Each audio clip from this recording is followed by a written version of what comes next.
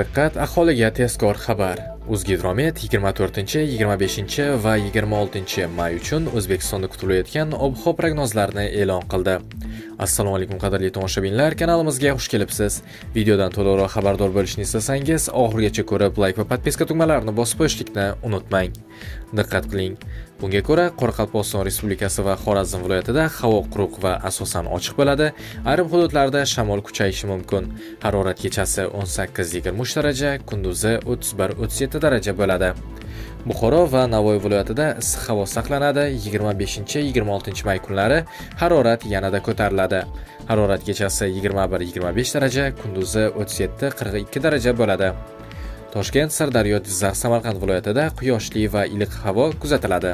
Ba'zi joylarda kechqurun shamol kuchayishi mumkin. Harorat kechasi 17-22 daraja, kunduzi 33-38 daraja bo'ladi. Qashqadaryo va Surxondaryoda havo juda issiq davom etadi. Ayrim hududlarda harorat 43 darajagacha ko'tarilishi mumkin. Harorat kechasi 22-27 daraja, kunduzi 39-43 daraja bo'ladi. Andijon, Namangan va Farg'ona viloyatlarida havo ochiq va quruq bo'ladi. Harorat kechasi 18-22 daraja, kunduzi 34-39 daraja bo'ladi. Xulosa qilib aytganda, 24, 25 va 26 may kunlari O'zbekiston bo'ylab yozgi issiq kuchayadi. Janubiy hududlarda juda issiq ob-havo, ayrim joylarda esa shamol kuzatiladi.